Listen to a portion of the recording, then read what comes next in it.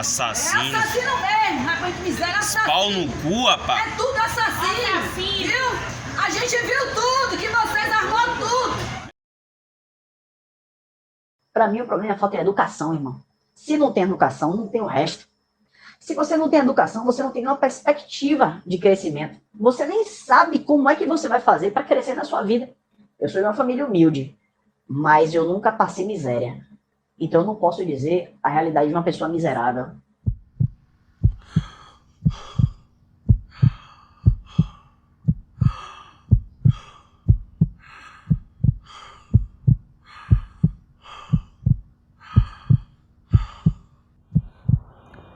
Bom, então, você não consegue realizar os seus sonhos pela falta de oportunidades, pelas coisas da vida. Aí você tem filhos, mora no mesmo lugar onde seus pais moram, na favela, que é o mesmo lugar onde seus avós moraram, na favela.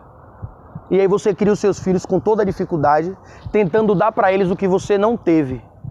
E tentando dar para eles o melhor que você pode. E às vezes não é o suficiente. E tentando evitar que o seu filho veja e entenda o quão moedor de gente é esse lugar. O quão parece ser um cemitério de sonhos aqui. E aí você percebe que seu filho decidiu ir por um caminho diferente, mas você tem que trabalhar. O pai dele não ajuda, o pai dele pode não estar nem vivo, aí você tem que trabalhar. E você vai trabalhar confiando na fé, confiando nos seus vizinhos. E deixa o seu filho longe de você, para você ter que criar os filhos dos outros nas casas, como doméstica. E um dia você percebe que o seu filho entrou para o crime. O que fazer nesse momento? Será que a culpa é sua? De quem é a culpa? Se você não trabalha, ele não come. Se você trabalha, fica longe dele.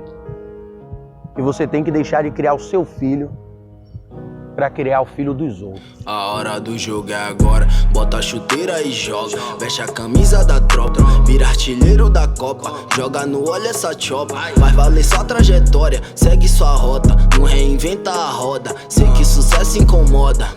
É viciante essa droga. Marihuana me adora. Essas beats me adoram. Nasci com essa porra pra mim. Na minha seleção elas jogam. Type Nick, Type Cardi B. Senta forte na onda do Lean. Dose cowboy de whisky. Embrasada sem limite. Entrou na vibe sem fim.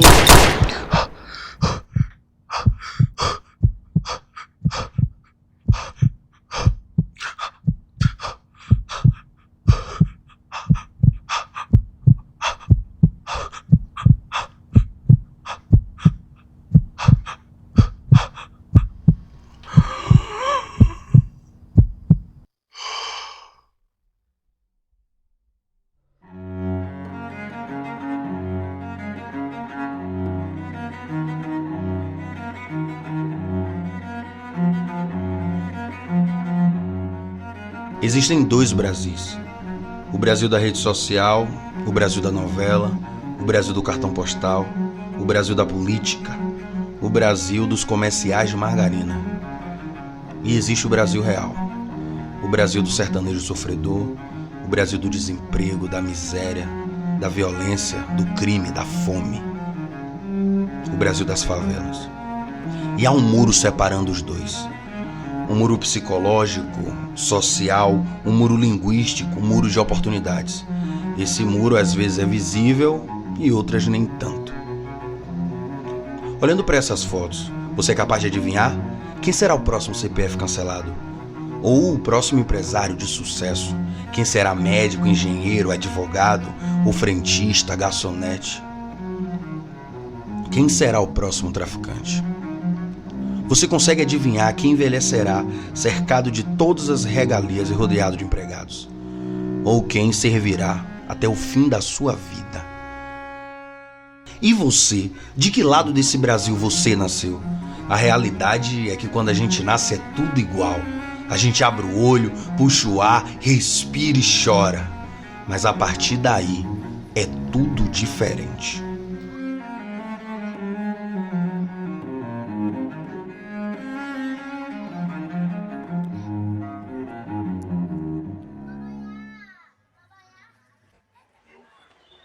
Eu morava com 17 pessoas. Na mesma casa? Na mesma casa. Quantos cômodos tem essa casa, você sabe? 17 pessoas. Ali na casa de...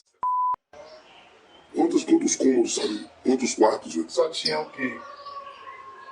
2 quartos, sala, cozinha e banheiro. E a sala é... Sala, cozinha e banheiro. 5 cômodos. 17 pessoas. 17 pessoas. Era minha mãe, minha avó e meus tios. E aí vinha o neto, e os bisnetos. E aí achava um jeitinho, sempre achava um jeitinho. 4 gerações. 4 gerações, vó, filho, neto e bisneto. Era que dava um jeitinho, um homem que era Deus mesmo. Porque aquele jeitinho que nós ficava confortável também, não tinha como reclamar que só tinha aquele jeito. Nós trabalhava, estudava, brincava com nós. É como eu falo, no momento que nós era feliz e não sabia, era a nossa infância. Ficava de gude, jogava bola, jogava uma raia, distraidamente. Você teve um filho aqui na Foi casa. aqui dentro do quarto aqui. Por que não ligaram pra SAMU logo? Porque não deu tempo, foi tudo rápido. Ele chegou lá como? Ele chegou gritando, Vitória, seu irmão nasceu, pelo amor de Deus, ele era muito pequeno, Vitória, seu irmão nasceu. Aí eu peguei com o meu susto, fiquei tremendo. Aí a prima foi lá e mostrou a foto, que ele não tinha nascido pequeno, até muito grande. Entendi. E tá tudo bem. Me mostra aqui, ele foi que esse menino nasceu. Mas a cama estava ao contrário. Vá, como foi? Conte isso. Essa bancada estava nesse lado aqui, Sim. minha cama estava nessa posição aqui assim. Aí eu sentei na cama e comecei a tirar os documentos. Como eu tirei os documentos que botei no classificador, eu senti a contração e minha perna adormeceu. Entendi. E aí ele nasceu em que cama? Nessa cama aqui mesmo. A SAMU demora pra entrar aqui? Demora. Ela tem dificuldade de coisa assim para entrar aqui. Tanto SAMU quanto táxi, tudo não entra aqui assim. Não entra por que não entra? Porque tem medo de entrar e ser parado, ser barrado pelo juiz. Entendi. Aí quando chegou aqui ele já tinha nascido, já só faltava cortar o umbilical só. Entendi. Botaram ainda a arma na cabeça da moça que veio me prestar socorro ainda. Ela entrou em alta velocidade para fazer a manobra lá dentro. Aí pararam ela e botaram a arma na cabeça dela. Ela ia ser ainda madrinha dele, mas ficou com tanto medo que nunca mais veio aqui. Esse é o direito que a gente pode fazer? É o direito da criança. É dever da família, da comunidade, da sociedade em geral e do poder público assegurar com absoluta prioridade a efetivação dos direitos referentes da vida, à saúde, à alimentação, à educação, ao esporte, ao lazer, à profissionalização, à cultura, da dignação, ao ao respeito da liberdade e da convivência familiar e comunitária. A minha infância foi mais no campo, assim. Como assim? Jogando bola? Jogando bola, golzinho. Às vezes, não tinha muita infância, né? Não tinha muita infância que ele não deixava mesmo. Quando ele chegava, a gente tudo tinha que estar dentro de casa, né? Eles quem? As polícias quando chegavam, a gente tinha que estar tudo dentro de casa, né? Porque geralmente se encontrava a gente na rua, era bate na gente, se tivesse documento, escorraça. Mesmo menino, mesmo pequeno? Pivete, pergunta onde tá os caras, sufoca a gente. Aí a mãe da gente aí ficava com medo de a gente ir pro campo, mas a gente ia pro campo com nós dia. Aí quando ele chegava no campo também, ele sufocava a gente, cadê os caras? Sabendo que a gente pequeno com medo vai falar. E você já ouviu a polícia, Mirella? Eu já, várias vezes. Várias vezes o quê? Quando eu tava indo pra escola, quando eu tava andando na rua, eu já vi bastante polícia. Quando eu tava em casa, eu fico muito assustada quando eu vejo essas coisas, né? Mas é a vida. Por que a polícia faz o quê? Além deles prender, eles podem também matar. E eles já chegam, sei lá, tirando, eu fico com medo. Principalmente quando eu tô em casa, teve um dia que eu tava indo pra escola, aí chegou correndo, eu fiquei com muito medo. Aí, né, fiquei muito assustada, aí depois eu fui pra escola. Só. Ele registrou? Não. O nome dele é só com o meu sobrenome. Que eu só tenho na Reis. certidão não tem... Não. Na sua tem o seu pai? Do meu pai não, que antes de meu pai registrar, meu pai morreu. Então não foi coisa pra ele aqui, não foi igual. Mas de qualquer maneira, na sua certidão não tem o nome do seu pai e na do seu filho também não tem o nome Não, não tem. Você acha que é difícil criar um filho na favela? Você acha que vai ser difícil criar um filho na favela? Já. Ontem, ele tava aqui dormindo, porque a gente dorme aqui, minha mãe comprou uma cama, a gente tem que colocar aqui. E de repente eu só comecei a escutar um bocado de tiro e tive de pegar ele correndo pra empurrar pra dentro. Então, e dentro de casa já é difícil, morando na favela é pior ainda. É difícil em tudo. Atrás de mim aqui tá o Shopem, organizado, limpo. As pessoas do São Gonçalo do Retiro vêm trabalhar aqui, a maioria delas doméstica, vêm trabalhar na Casa dos Barões, como nós chamamos. Aqui é um bairro organizado, tem segurança pública, saúde, nós conseguimos ver uma organização diferente, mas as pessoas que moram no Shopem costumam dizer que não é um bairro de classe média, não é um bairro rico. Então, se o Shopem é um bairro pobre, então o que é o São Gonçalo do Retiro? Você sabe a diferença? Porque bomba faz boom, aí demora. Mas tiro é rápido, é muito tipo pá, pá, pá, pá, pá, pá. E você ouve muito tiro? Você gostaria de ouvir tiro? Não. Alguém gosta de ouvir tiro? Ninguém. Minha infância não foi ruim, não. Brincava, mas minha infância acabou cedo porque esse negócio de namoro, você sabe, né? Problema de um. Acabou cedo sua infância? Com quantos anos? Oxe, acabou com 12. Crime, futebol, sujeira, luto, correria, miséria. A criança na favela sabe de cor a diferença entre fogo de artifício ou barulho de tiro. Imagina como é crescer num lugar assim. O sonho é distante e a realidade é um pesadelo. A classe alta só olha pro favelado, só vem na favela quando precisa de voto, ou então para comprar droga. Se o pobre mesmo não fizer por ele, ninguém faz. Olha, o trabalho a gente faz é praticamente social, né? Porque não temos ajuda de governo, de nada, só dos pais, né? Que a gente trabalha com essa garotada, a ajuda dos pais e praticamente é trabalho social por isso.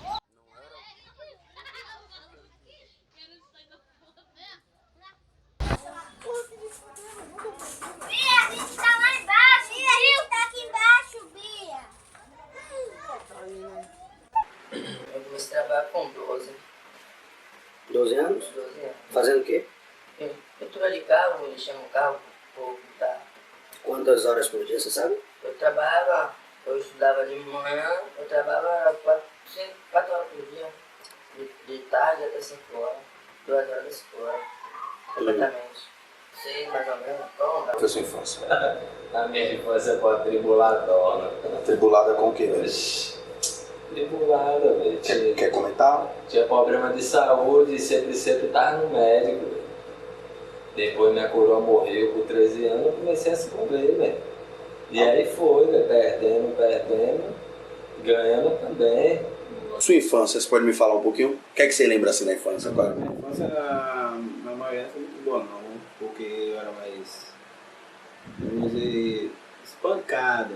Mas todo dia minha tia veio pra cá me bater, se eu fizer nada, não podia fazer nada que vinha me bater, se eu saísse pro campo, desde atrás, com o pó de araçá, me bater. E aí você me injuriava. Aí comecei a me deixar. Nenhuma criança ou adolescente será objeto de qualquer forma de negligência, discriminação, exploração, violência, crueldade e opressão. Vocês sabiam que a criança tem que ter dignidade? Não.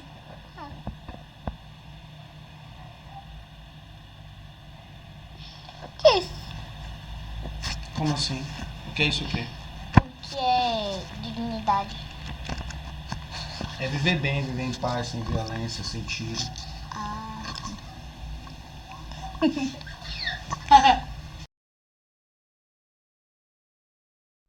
Você tá na área nobre da cidade. Aí você tá onde as coisas deram certo, né? Onde os meninos não viram criminosos, onde o tráfico não impera. Aqui onde eu tô, onde impera. Aí você tá bem, aqui eu não tô. Tanta diferença social, só um muro que me separa de você. Se você morasse aqui, fala a verdade, você não pularia esse muro, não? Qual é a cor de pele de vocês? A minha é negra. Marrom.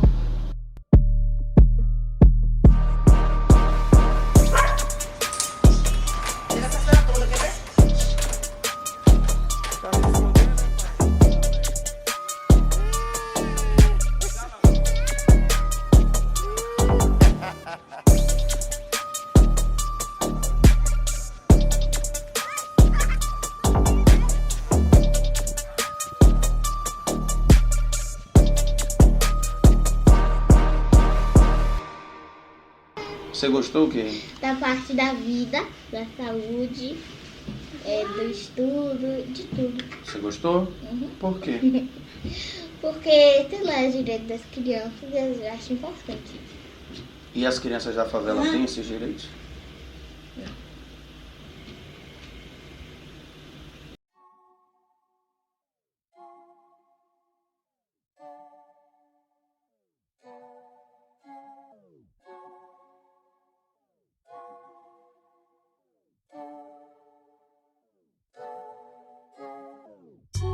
É no início da adolescência em que a gente vai, na formação da nossa personalidade, procurar referências. Quem é que nós seremos? Dentro do nosso ambiente, quem somos? E aí vai a busca pelo poder, por se encaixar, por se encontrar. E aí você vai olhar na realidade da favela, quem é que tem sucesso?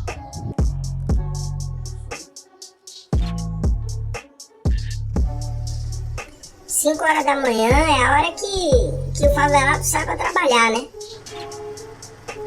Quando o patrão acordar, o café tem que estar pronto. Então o patrão quer que o favelado chegue 5, 6 horas de trabalho. Mas aí você vê o que tem é fila, meio mundo de fila. A gente vê uma fila chegar. O que será que aquelas pessoas estão ali na fila, 5 horas da manhã? Procurando saúde, né? Procurando ali aquele tratamento que não tem. Mas não adianta não. Ele só dá 20 fichas. Diz pra gente que é pra voltar semana que vem. A gente ficou ali aquele dia todinho, a noite toda. E é aquilo, né?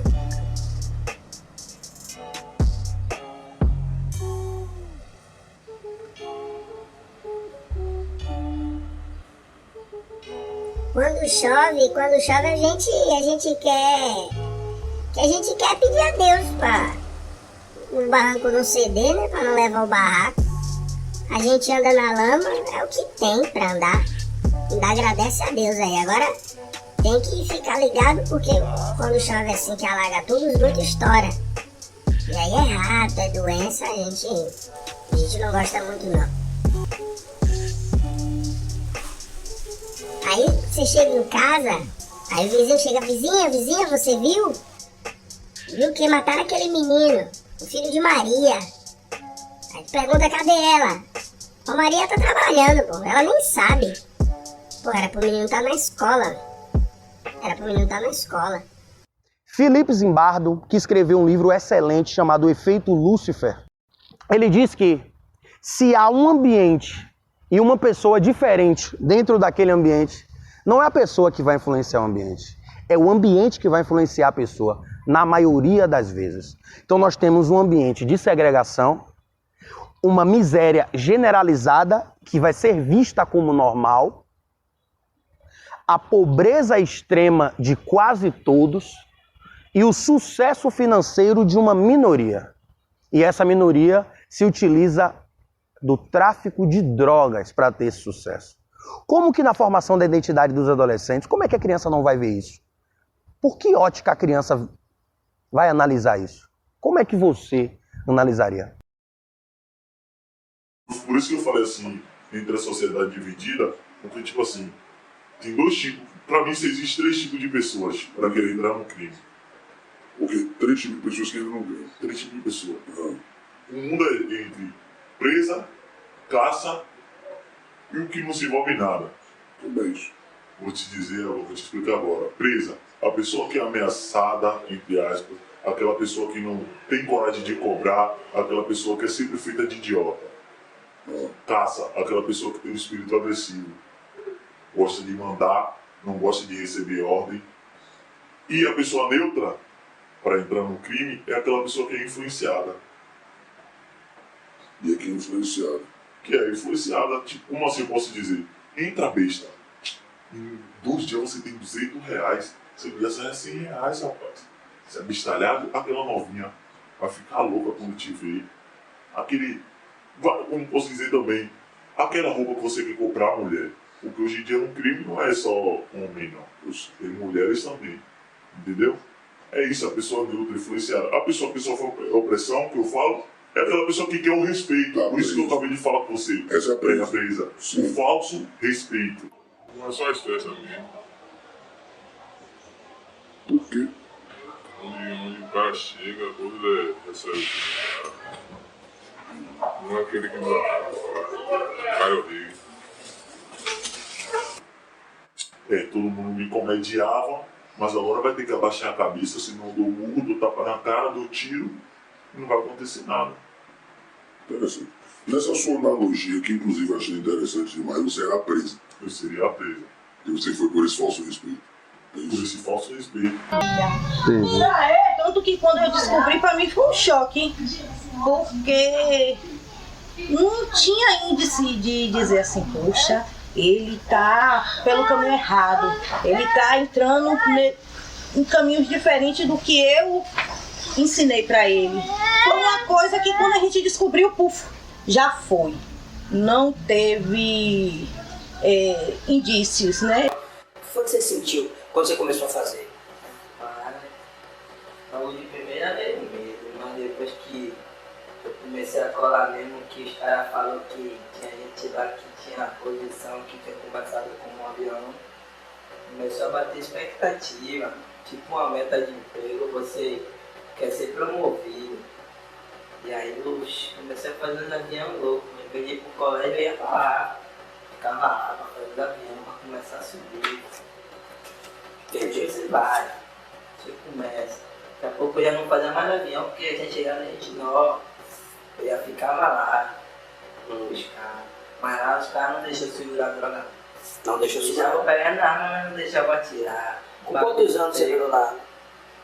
Com 12 anos já tava, não ia deixar, já tava grande já. Mas não deixava atirar, era mesmo pra dar um tiro, lá os caras não deixavam. Já deu que eu faço assim, Dá um tiro em quem? Em alguém? Em alguém? Graças a Deus. Só atirar, né? Quando eu tive o primeiro coisa eu não queria parar mais. Toda vez que eu via uma viatura eu queria atirar. Quando eu cresci, aí foi gostosinho, mas eu não conseguia matar ninguém. Nunca chegou lá. Mas tenho vontade. Tem vontade? Se tiver na faia e mandar pegar, espera. De uma certa forma acaba atraindo. De uma certa forma acaba atraindo, porque começa a comparação, né? Daquilo que eu tenho, daquilo que eu não tenho, daquilo que eu posso, daquilo que eu não posso, né? Daquilo que eu posso comprar, daquilo que eu não posso comprar. E assim, muitas comparações. E chega um momento que eu posso afirmar que seduz sim. O crime seduz. Aí ela tinha rixa. Foi quando eu comecei a me envolver. Peguei uma remessa de crack, na época, foi uma remessa de crack. Sim, continue. Aí eu sempre na boca de fumo, aí aquele cara foi você que criou, eu comecei a conviver porque ele tinha se envolvido um colega meu, não preciso dizer nome. Sim. Falou assim mesmo. E aí, vai querer te pegar uma peça na mão? Eu falei, pô, é bom, já que tá rolando guerra, é bom. Não foi à toa. E quando acabou ele me dar uma arma, que eu nem sabia atirar, o rival invadiu. No primeiro dia. Isso que sei. O rival invadiu, começou a atirar. Eu só fiz engatilhar uma peça com um 38 na época e deflagrei 3 tiros na direção deles e corri. Primeiro dia. Já fui na troca de tiro, pica-boia estradinha, tropa dos caras crachá, passa nada na visão, na tropa da rua A, sacou pra cidade nova, dando tiro pra caralho. Hoje é moda. Você traficar droga é moda. Você tem status. O traficante é quem manda. As músicas de hoje incentivam você a usar droga, a você cometer delitos, pô. E a garotada fica deslumbrada. Quando você traficou pela primeira vez, agora, o que você sentiu? Senti o rei do pedaço, me senti o bababá, me sentia, eu não preciso nem dizer o que eu me sentia, eu vou falar pra ele, é ilusão, né? Você é poderoso? Oi? Você disse que era o quê? Pura ilusão. Por ilusão, eu me sentia o cara, eu me sentia... Pô. A maior parte dos protagonistas, os traficantes desse documentário que foram entrevistados, eles saíram da escola entre 12 e 14 anos, que é mais ou menos o tempo e a idade em que eles entram para o crime. Então o Estado não faz nada para resgatar essas crianças. O Estado sabe que essa evasão escolar ela tem muita ligação com o crime. Ele trabalhava? Trabalhava. Ele trabalhou com o quê, você sabe? Acho que foi com alumínio, essas coisas. Dava grana? Dava, mas era pouco, atrasava. E no crime? Na certa não atrasava e não era pouco. Nossas crianças são expostas à droga a todo momento, às vezes na escola, por outras crianças que já estão no crime. Essa linha tênue entre pobreza e criminalidade pode ser vista em histórias como a de Aziza, que teve que sair de casa aos 12 anos de idade. Eu saí de casa com 12 anos. Saiu de casa com 12 anos. Saiu por quê? Porque minha mãe preferia o marido do que a gente. Você pode me explicar isso? Ela preferiu o marido, porque o marido dela não gosta da gente. Aí pra ela não ir pra rua e deixar meus irmãos só aí, eu preferi deixar ela ficar e a gente ir embora. 4 anos? 4 anos eu morei na rua mesmo. O juizado pegou eu quando era de minha irmã. Aí levou a gente. Aí saí do abrigo com 17 anos. Saí do orfanato. Morei 5 orfanatos. 5 orfanatos. Eu, minha irmã e meu irmão. Diz aí, por que tu usa essa droga? Por que tu cheira? Eu sou viciado. Tu é viciado? Viciado. Desde quantos anos que você usa essa droga, maldita? 17 anos. É? E tá com quantos anos hoje? 13. Caraca, cara. Metendo mal. Eu com 14 anos, uma amiga minha me chamou pra fugir do abrigo. Lá da Copa Mec, lá de Segura. Aí, ela me levou em um lugar pra fumar maconha. Sim. Aí eu fiquei lá, ela foi embora, aí eu fui atrás de novo dessas pessoas. Esses traficantes. Mas eu sempre fui desculpada. Com vários filhos, a mãe de Aziza teve que escolher entre os filhos menores ou os mais velhos. Ela então ficou em casa e cuidou dos menores. Assim, Aziza e seus outros irmãos tiveram que sair de casa aos 12 anos. Aziza foi estuprada aos 14. Sua primeira relação sexual foi um estupro. necessidades, muitas coisas. Pra me sustentar, quando eu saí de casa com 12 anos, não tinha onde ficar. Aí ficava indo pra rua assim, chovia assim, um bocado de gente dormindo na rua. Aí eu falava, meu Deus, essa vida não é pra mim não, é melhor eu entrar pro crime. Eu vou ter uma casa, eles me botaram dentro de uma casa. Eles não me deram comida, mas me deram droga pra vender, mas me deram meu dinheiro pra poder trabalhar comigo e minhas coisas. Entendi. Mas me deram um teto, né?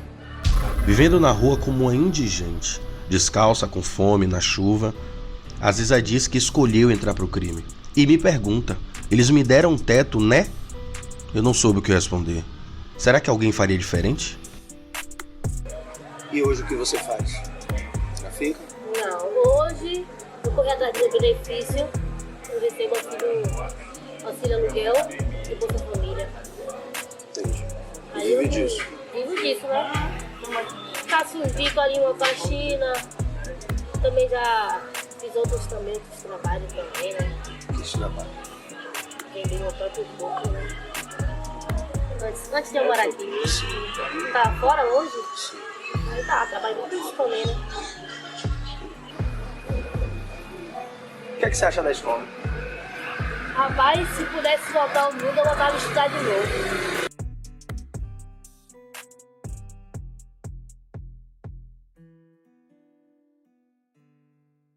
O poder público não se importa com essas comunidades, não está nem aí para essas pessoas. Os direitos básicos e fundamentais não vêm aqui. A Constituição não apareceu também. Democracia vem salvar esse povo brasileiro, já dizia Edson Gomes. E onde falta tudo, onde o Estado falta, alguém vai tomar conta, não é?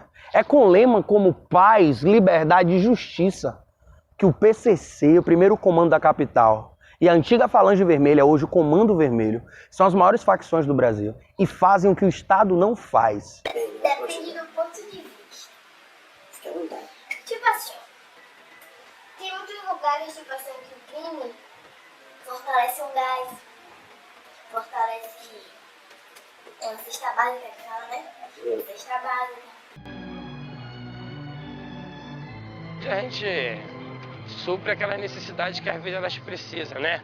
É uma necessidade que às vezes ela tem de comprar um gás, de comprar às vezes um remédio, às vezes de pedir uma ajuda a nós, né? O barraco dela às vezes está caindo, ela pede a gente às vezes para que a gente, né, cede um dinheiro, às vezes para poder comprar um material, né? Para comprar um biscoito, às vezes é para comprar, às vezes até um cigarro mesmo, um papel higiênico, um sabonete. Quando chega o Natal, ele vai lá e joga brinquedo avanço. Se mata pra pegar tudo lindo. Eu quis amar, mas tive medo e quis salvar meu coração, mas o amor... O ano é 1979, presídio Cândido Mendes, na Ilha Grande, no Rio de Janeiro. A convivência entre presos comuns e militantes de grupos armados que combatiam o regime militar criou a Falange Vermelha, que hoje se chama Comando Vermelho. E o lema era paz, justiça e liberdade. A organização criminosa se institucionalizou no Rio e o tráfico de drogas foi a sua principal arma. A cocaína foi responsável pela grande ampliação do poder do Comando Vermelho na virada dos anos 70 e os anos 80.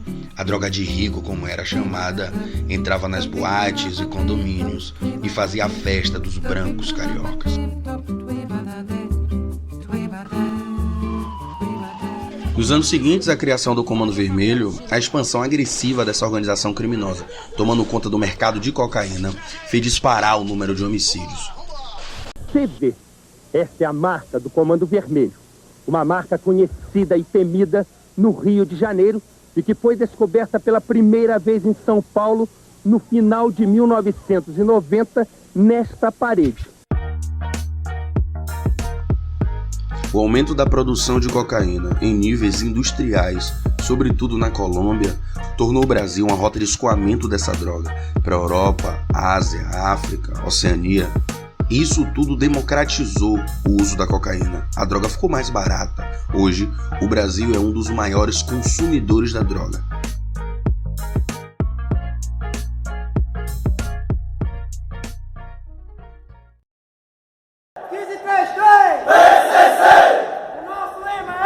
Paz, justiça, liberdade, igualdade, união para todos.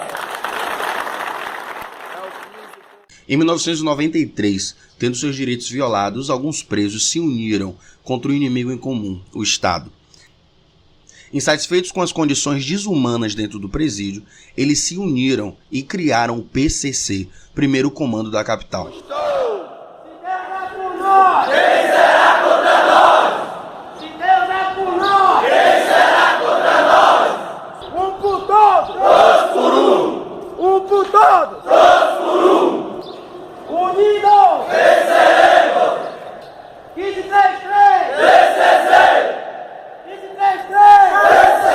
Com uma ideologia bem estabelecida e se identificando como partido, essa facção criminosa tem um quê empresarial e hoje conta, segundo o Ministério Público de São Paulo, com mais de 112 mil membros pelo país inteiro.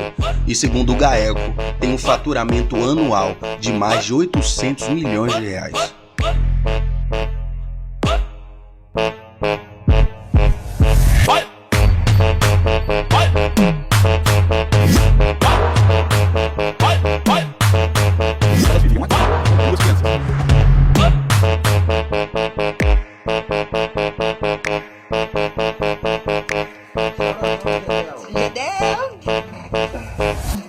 Aí, Temer, seu filho da puta. Seu desgraçado. Essa aqui é só você que rouba, né, filha da puta? Eu também roubo, irmão.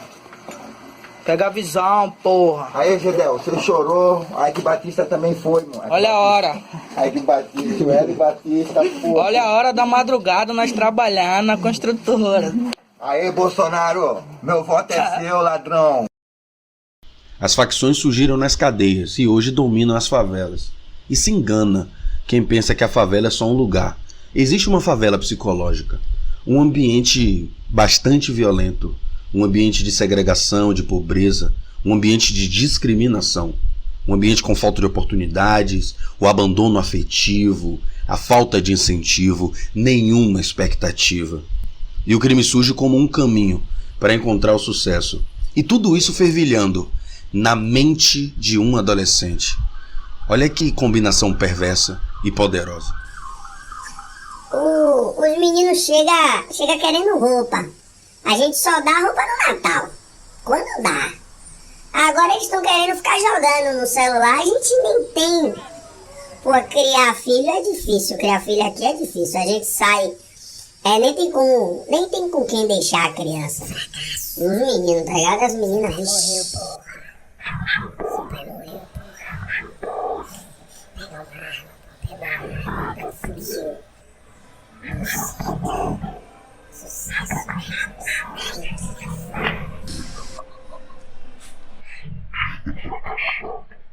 Manda. A palhinha? Manda a palhinha, dá a palhinha. Hoje é meu plantão, fé em Deus e nas crianças. Pode ser lá no sertão, pode ser ou na Mengão ou da pista, fica tranquilo. Deixa o bonde pra ficar, faz o seu, não faz o nosso, e o crime não vai acabar. Eu sou cria dessa porra, na Vasco conheço tudo. Se botar lá no sertão, os meninos têm iPhone, velho. Os meninos, porra, botam nas festas. As mulheres viajam, velho, nos meninos. Pô, o tráfico seduz. Aí o filho da gente se revolta, vai pro crime, tá ligado? Sabe qual é o final dessa vida, velho? Já sabe qual é o final. Quando eu era menino, eu era moleque e tal, jogava bola, jogava gude e tal, empinava raia, a gente via os malandros, né? A galera das antigas que usava maconha, tal, usava sua droga lá.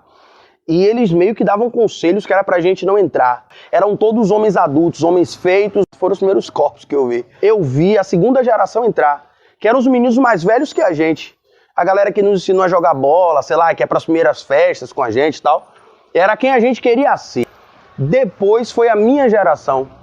A minha geração entra no crime. Os meus amigos, Pardal, por exemplo, Cabeleira, os meus amigos entraram no crime e também morreram. Isso foi a vez da outra geração. Já éramos menores que a gente, foram os que nós ensinamos a jogar bola. Eles entraram no crime e também morreram. Agora eu tenho visto a quinta geração entrar no crime. São os filhos dos meus amigos. E essa política de segurança pública, ela é de enfrentamento. Senhores, são 30 anos desse jeito. Resolveu?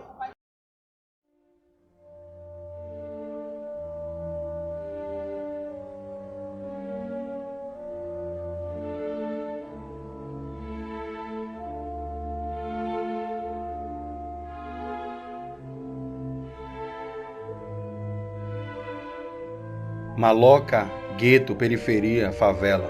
O IBGE hoje chama de aglomerados subnormais.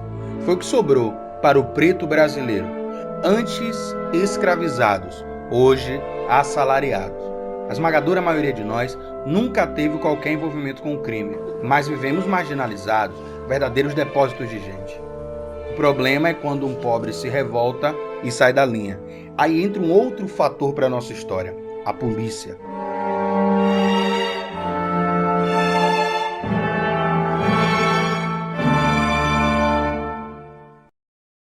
Então tá, você é uma criança que tem amigos, tem tios, tem pai e tem os mais velhos ali na sua rua, certo? E aí você vê uma galera vir com uma farda cinza, armado, e matar quem você conhece. Pois é, essa é a visão que muitas das crianças têm pela primeira vez da polícia. E aí eles ficam perdidos entre saber quem é o certo e quem é o errado. Ora, as pessoas que são legais comigo, a minha família é morta por gente que eu não conheço. Como é que eles vão gostar? E eu não digo que a polícia é o errado, não.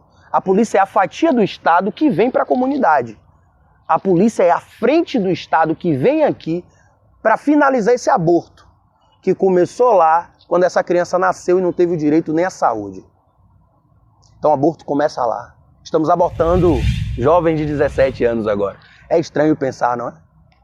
Mas é verdade. Se pudesse deixar de existir, vocês preferiam que deixasse de existir o tráfico ou a polícia? Tipo, não doido, mas se tivesse mais respeito para ainda bem da favela. E eles não têm respeito. Tem alguns que têm alguma polícia, mas nem todos são assim. A polícia muda a atuação quando atua em bairros pobres e em bairros ricos? Sim. Por que muda? Porque em bairros pobres, a depender do bairro, a polícia já enfrenta uma resistência diferente. A tensão do policial é totalmente diferente. O ambiente é totalmente diferente. Se você chegar numa favela, por exemplo, num lugar perigoso, chega num lugar para dar boa noite, você vai ser recebido a tiro, irmão. Você vai ser recebido a tiro. A favela precisa ser compreendida com essa sua complexidade, com essa sua diversidade, mas há algo que é preciso ser ressaltado nesse trato que a gente tem com a favela. Eles são cidadãos, eles são seres humanos e precisam ser tratados enquanto tal e não como marginal, como se faz nos dias de hoje. Há um processo de desumanização da sociedade brasileira, cuja vítima principal é o preto, o pobre e o cidadão que mora na periferia. Esses foram desumanizados de tal ordem que a esses pode se fazer de um tudo que está tudo bem. E a gente precisa reverter essa situação. Na minha visão, não só como profissional, como cidadão comum, eu não vejo a polícia como uma instituição ruim. Eu não vejo a sua maioria como corrupta. Eu não vejo a sua maioria como assassina. Existem os maus profissionais, claro, em qualquer profissão. Existem os maus profissionais. Tem médicos ruins, existem advogados ruins, professores ruins, como não policiais ruins também. Ela estava vindo no ano de 2018, para ser exato, de um show que teve na Arena Fonte Nova. Foi ela, o marido dela, minha prima, o marido de minha prima, um cabo do Exército, para o show de Ferrugem na Arena Fonte Nova. Nesse dia o marido dela tinha insistido para ela ir. Ela tentou de tudo para vender tudo, que não estava se sentindo bem. No trajeto dela vindo para casa, estava tendo uma festa chamada de paredão, que eu acredito que muitos de vocês conhecem. Desse paredão, correu alguns indivíduos que a mim não vem ao caso, segundo foi a versão da polícia. Ao avistar a guarnição da Polícia Militar, o motorista do veículo fez o procedimento correto, que isso foi provado, que foi abaixar os vidros, levantar a luz interna. Mesmo após parar o veículo, um dos policiais da guarnição rajou o carro com 7 tiros, todos 7 tiros perfuraram minha irmã. Elaine Freitas, de 33 anos, foi baleada ontem, perto de casa, no bairro de São Gonçalo do Retiro. Pago pela segurança pública para me proteger e não para tirar a vida de uma cidadã de bem que foi provado e reprovado perante todas as mídias que teve repercussão, que era uma mulher de bem. Claro que terão, mas a sua grande maioria são pessoas honestas, pessoas íntegras, que querem fazer o seu dever, querem cumprir o seu papel e voltar para casa. Quem é que não quer terminar a sua jornada de trabalho, ir pro seu lar, encontrar com sua família, irmão? O rapaz, no dia que ele morreu, se não me engano, a polícia invadiu a casa. Ele tava. Aí começou tiroteio, quando eu vi a polícia já tava dentro da casa com ele.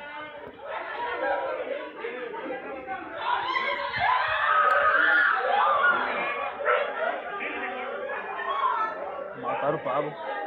Botam numa viatura ali agora. E nisso o irmão dele, a mãe dele e as irmãs, todo mundo gritando, dizendo que ele não estava armado, que isso e aquilo. Aí quando a polícia subiu, já subiu com o corpo enrolado no pano.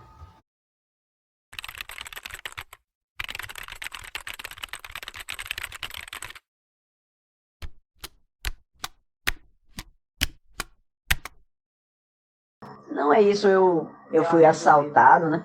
Eu fui assaltado e aí eu acabei tomando um tiro na cabeça.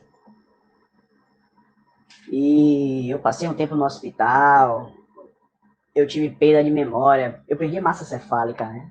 Então eu tive alguns reflexos disso na minha vida. Tive limitações na visão, eu tive limitação, coordenação motora. Eu passei um tempo que se largasse minha mão eu caía no chão, pô. Eu não sei onde você mora, mas o Brasil é um país em guerra. O policial brasileiro é o que mais mata no mundo, mas também é o que mais morre. Remuneramos mal os nossos policiais e os mandamos como bucha de canhão para resolver na base do tiro um problema social. Só matar não está resolvendo. Nós fazemos isso há décadas e o crime só aumenta. Ao mesmo tempo em que nós não damos opção aos nossos jovens, não os ouvimos. Trancamos o nosso povo no quarto 101. Vendemos na TV a violência como se fosse um espetáculo. Um entretenimento bizarro em que o próprio povo se assiste sendo caçado, preso ou morto. E para finalizar, o depoimento de quem mais sofre com isso tudo. Porque seja policial, seja pai de família ou traficante. Os relatos contam que na hora da morte, muitos chamam pela mãe. Ivanildo! Meu filho, nunca mais eu vou te ver! Oh, que dor, meu Deus! Oh, que dor, meu Deus!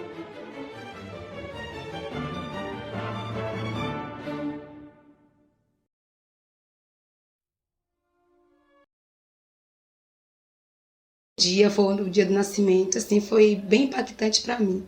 Quantos né? anos a senhora tinha? Eu tinha 14, de 13 para 14 anos. Continua. E assim, para mim foi bem impactante, né? E aí eu olhei e falei assim, agora eu tenho que parar de curtir, agora eu tenho que parar a minha vida para cuidar dele, porque agora eu coloquei um ser no mundo. E foi um momento muito marcante, não tem como não ser, né? Uma mãe da luz pela primeira vez. E assim, para mim foi um momento... Nasceu magrinho, foi um momento que me marcou muito. Foi o nascimento dele. Isso era uma criança tranquila, de muitos amigos.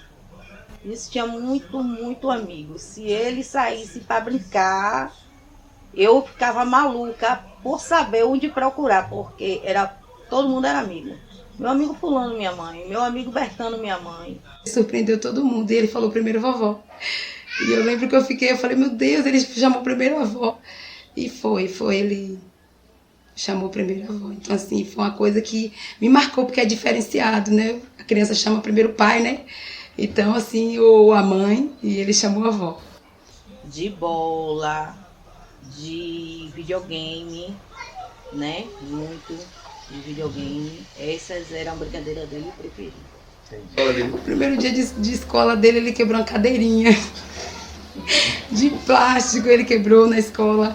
Aí já vê na agenda a primeira reclamação. Eu lembro que ele pequenininho com a mochilinha nas costas, eu falei, meu filho, primeiro dia de aula, você já quebrou a cadeirinha. Aí ele falou, mãe, não fui eu. Mas... Então, ele pra mim era uma criança tranquila, né? Até quando eu descobri que ele estava traficando.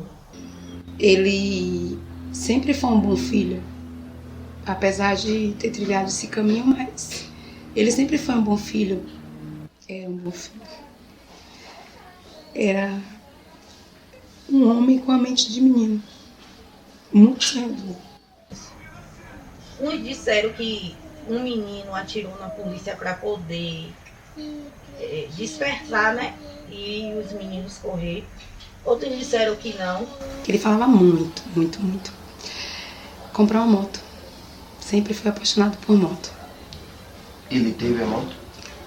Nunca teve? Deu tempo.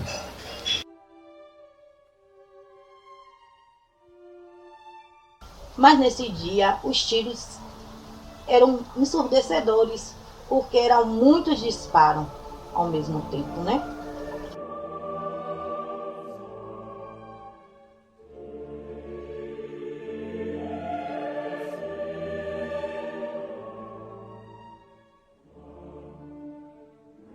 Diz que ele foi o primeiro a morrer. Que ele pedia, pelo amor de Deus, não me mate não. Eu tenho filho.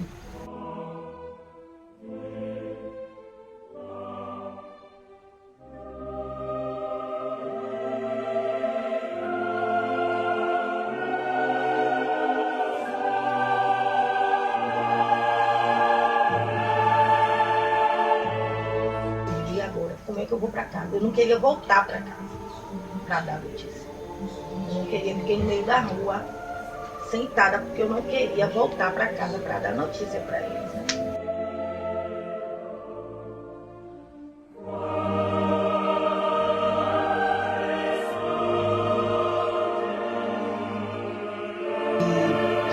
Sempre muito carinhoso. Eu sempre recebi um beijo na testa. Independente da situação, independente da ocasião, eu sempre recebi um beijo na testa na entrada.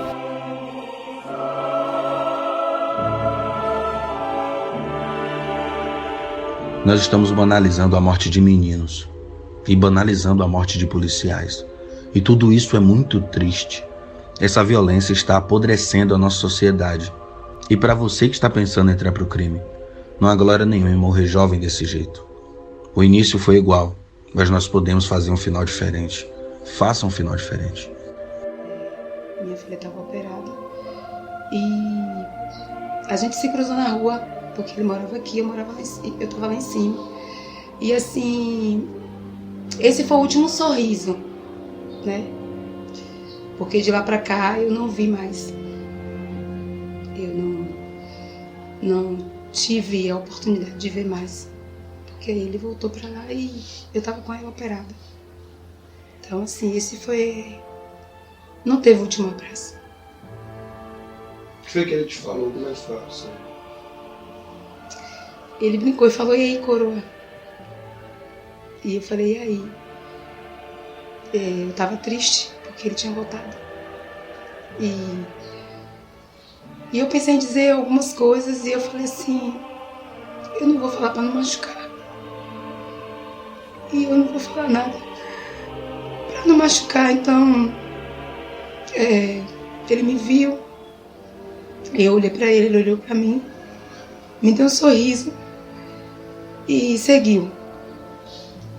Eu lembro que ele tava até com um cachorro e ele passou por mim e seguiu. Então não tive tempo de dar o último abraço.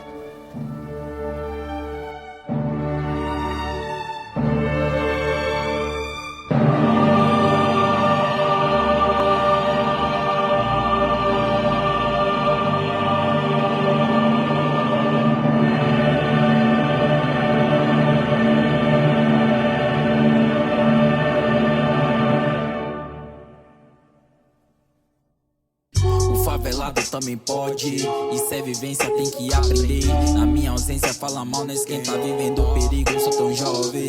Mais um dia de vida vivida, cada dia passo de fase. O medo me assusta, tenho minha conduta, quer bater de frente, então brota na mão. O favelado também pode. Isso é vivência, tem que aprender. Na minha ausência fala mal, não esquenta. Vivendo perigo, sou tão jovem.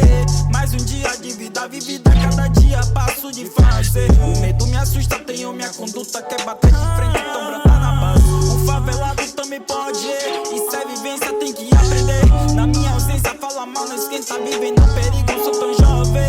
Mais um dia de vida vivida, cada dia passo de fase. O medo me assusta, tenho minha conduta, quer bater de frente, então brota na base. Noticiário, isso daquilo, nada a ver. Mentiras e mentiras na TV. Pior que tem pessoas que passam a crer. Criançada feliz nem termina de crescer.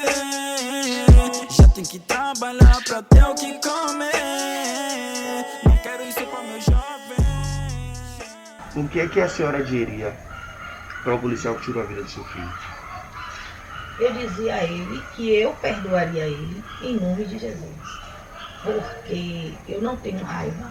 Porque assim como ele deixou uma família triste, ele também tem família. E eu não desejo a dor que eu senti para a família dele, né? Eu não tenho raiva dele, né? Agora eu achava que eles tinham que ser honestos. Honesto no dizer, não fabularizar, né? Eles trocaram tiro, eles estavam super armados. Meu filho passou na televisão como líder de uma facção, né? Que ele era o mandante, ele era o chefão, né? Então, conte o fato, não aconteceu, mas conte ele como ele foi, né?